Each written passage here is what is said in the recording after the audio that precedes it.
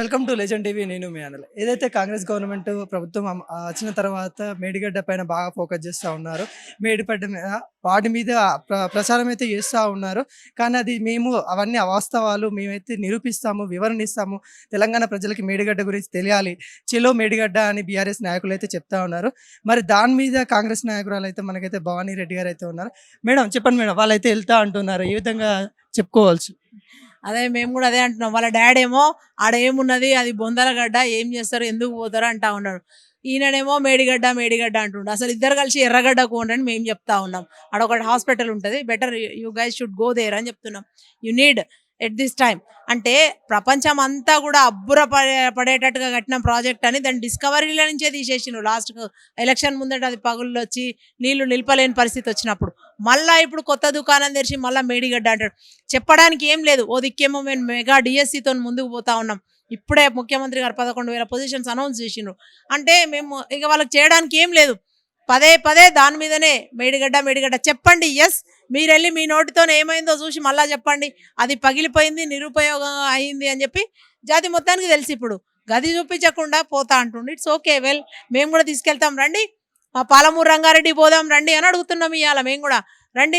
నిన్న మీరు 10 ఏళ్లుగా పక్కన పడేసిన సంగం బండను ఇవాళ 11 కోట్లు శాంక్షన్ చేసి గౌరవ ముఖ్యమంత్రి గారు, గౌరవ ఇరిగేషన్ మంత్రి గారు ఇవాళ పెద్ద స్థానంలో ఉన్నారు. ప్రజలలో గుండెలలో ఎంతో ఎత్తుకు ఎదిగి ఉన్నారు వాళ్ళు.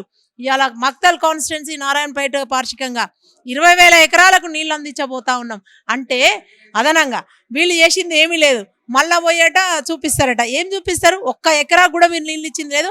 1,00,000 కోట్ల ప్రాజెక్టు ఇవాళ రాష్ట్ర ప్రజలను అధోగతి పాలు చేసి, ఆ రాష్ట్రాన్ని అప్పుల పాలు చేసి, మా నెత్తిన గుదిబండను కూసోబెట్టి ఇది చేసి నువ్వు ఇంకా ఏం చూపిస్తావో very good, we are waiting. Congress government వేరే రాష్ట్రాలలో కట్టిన ఏవైతే ప్రాజెక్టులు ఉన్నాయో అవి కూలిపోయినాయి, ఇది ఓన్లీ చిన్న బెర్రెలు వచ్చినాయి అని చెప్తా ఉన్నారు. వాటిని ఏ విధంగా తీసుకోవచ్చు? అసలు సిగ్గుండాలి వాళ్ళకు, మాట్లాడడానికి ఏమైనా తెలివి ఉండాలి. హోస్ట్లో ఉండి మాట్లాడితే బాగుండు. కాంగ్రెస్ ప్రభుత్వం కట్టినాయి, కాంగ్రెస్ పార్టీ గతంలో కట్టినాయి. నీ నాగార్జున సాగర్ ప్రాజెక్ట్ చూడు, ఎస్ఆర్ఎస్పి చూడు, ఇంతవరకు కూడా కొంచెం ఇట్లా పెచ్చులు కూడా ఊడలేదు. అవి ఇవాళకి అవే నీళ్ళు వస్తుంటే నువ్వు ఎల్లంపల్లి నుంచి తీసుకొచ్చి ఆ నీళ్లు కాళేశ్వరం నీళ్ళు అని చెప్తున్నావు. సిగ్గుండాలి నీకు అని చెప్తా ఉన్నాం. ఇవాళ మళ్ళీ అదే మాట మాట్లాడకు అని చెప్తున్నాం. ఓవర్ ఏ పీరియడ్ 60 సంవత్సరాలు అయిన తర్వాత కూడా ఇంకా కూడా ఎక్కడ కూడా నిర్వహణల లోపం లేదు. నీకు అన్ని కూడా మంచిగా చక్కగా ఉన్న ప్రాజెక్టులను తీసుకొచ్చి కూలిపోయినాయి, పేలిపోయినాయి అని మాట్లాడితే సిగ్గుపోతుందని చెప్తున్నాం. 3 ఏళ్ళు కాలే పట్టుమని దాని గ్యారంటీలు కూడా తీరకముందే అవన్నీ కూడా బాండ్స్ తెచ్చిన పైసలకు కనీసం వడ్డీలు కట్టకముందే నువ్వు అసలు కట్టకపోలే. ఎట్లా కట్టడు? ఆ వడ్డీలు కట్టే పరిస్థితి కూడా లేని పరిస్థితులలో ఇలా కాంగ్రెస్ ప్రభుత్వం ఏర్పడి చక్కగా చేస్తూ ఉంటే, అసంపూర్తిగా మిగిలిపోయిన ప్రాజెక్టులను పూర్తి చేసుకుంటూ మేము ముందుకు పోతా ఉంటే, నువ్వు ఇస్తా అన్న ఉద్యోగాలు ఇవ్వకుంటే మేము ఇచ్చుకుంటూ ముందుకు పోతా ఉంటే, ఇవాళ అభివృద్ధి సంక్షేమ పథకాలు అందరికీ కూడా బిలో పావర్టీ లైన్లో ఉన్న వాళ్ళకి అందరికీ కూడా పాలన అందాలి, కింది వరకు కూడా ఫలాలు చేరాలని మేము ముందుకు పోతా ఉంటే కన్ను గుట్టి నువ్వు ఇలా పోతా ఉన్నావు. Better you both should go, బాప్ అండ్ బేటా both should go to Erragadda, not Medigadda. Thank you.